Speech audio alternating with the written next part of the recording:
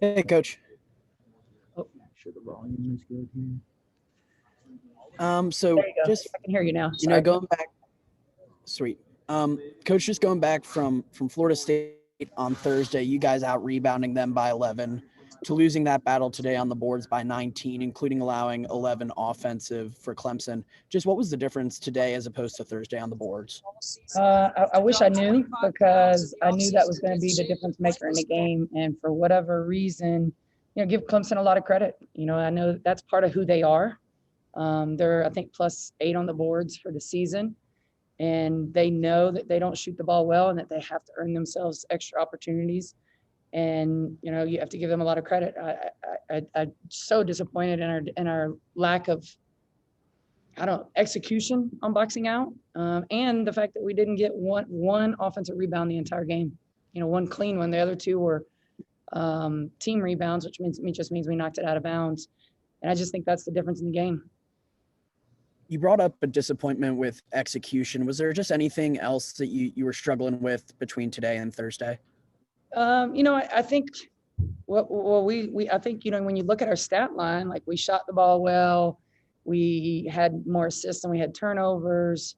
They usually force 18 turnovers a game. We didn't have problems with that. We had some key ones that I thought were just mentally, where we just, made a mistake, and we still got to set our defense per se. But I just really thought we would come in and be able to execute offensively a little cleaner. And I thought at times we just let our defense and our lack of rebounding frustrate us.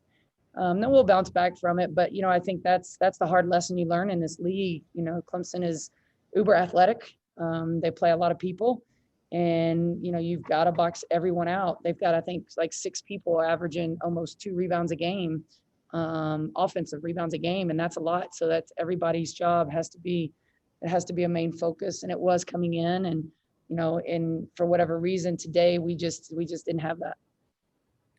Yeah, just on a more positive note, Jewel Spear was a bright spot today for y'all, scoring 24, which is a career high for her. Yeah. How critical was she for just you guys to stay close in this ball game? Well, I think she's such a good shooter, and she's a scorer. She's more than just a shooter for us. And, I think she's shown the capability to be able to hit some big shots, and, she knows how to get it off in a variety of ways. And I thought we did a great job of finding her space in the floor. And when they're running traps and stuff at you, there's someone wide open. And so I thought we did a good job finding her open, and she knocked them down. And, and we went with her on the last play, and I know she was a little deeper than usual, but, I thought we had a pretty good chance there that one was going to go in. So, if we'd have had one more time out there where we could get the ball down in our half of the court and have a better chance to run a play. But, give her a lot of credit. She did a great job, hitting those big shots. Disappointed. We shot 8 free throws and they were all in the first half. That's concerning. It's very concerning. We only made 4 when we used to be a really good free throw shooting team, but it seems to be a trend that's coming. So, we as a coaching staff have to look at that and the time of the season. Are we tired? Are our legs getting a little bit tired on us? And, we've adjusted our practices a little bit based on that. And, we just have to keep getting better every day. We can't be the same team that showed up against Florida State today, obviously, because look what happened to us today. So we can't be the same team on Thursday at Syracuse that showed up today against Clemson. We have to get better. And whether that's at shooting free throws, whether it's at blocking out, whether it's hitting shots.